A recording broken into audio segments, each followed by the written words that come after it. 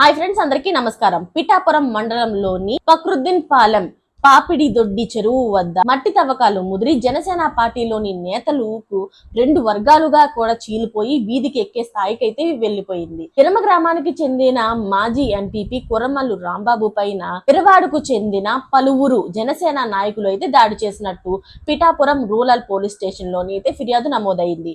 ఈ వివాదం వాస్తవానికి ఇటుకల బట్టీకు మట్టి తరలింపు విషయంలో ప్రారంభమైంది. ఈ విషయాన్ని మనం నిన్న ఒక వీడియోలో అయితే చెప్పుకున్నాం. అయితే చెరువులో మట్టి తవ్వకాలకు అవసరమైన అధికార అనుమతుల కోసం విరవ గ్రామస్తులు ప్రయత్నిస్తుండగా మట్టి తరలింపు మాత్రం విరవాడకు చెందిన ఇటుక బట్టి యాజమాన్యుల పేరుతోని సాగుతుందన్న అభ్యంతరం లేవనెచ్చింది. అయితే ఈ నేపథ్యంలోనే అనుమతుల కోసం కష్టపడింది మేమే, కానీ మట్టిని తరలించేది మాత్రం మీరు ఎలా అంటూ మాజీ ఎంపీపీ రాంబాబు విరవ గ్రామానికి చెందిన జనసేన నాయకులతో కలిసి వచ్చి విరవాడ బట్టి యజమానులను నిలదీశారు.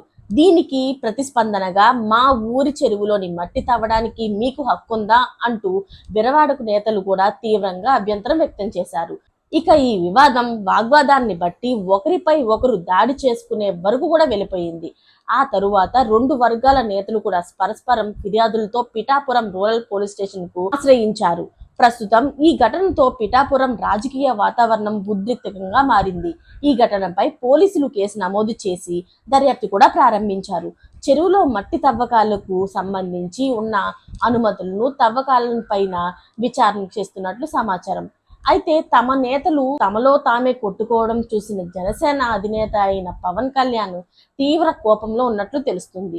ఈ వివాదం పైన ఆయన మరి ఎలా స్పందిస్తారో వేచి చూడాలి.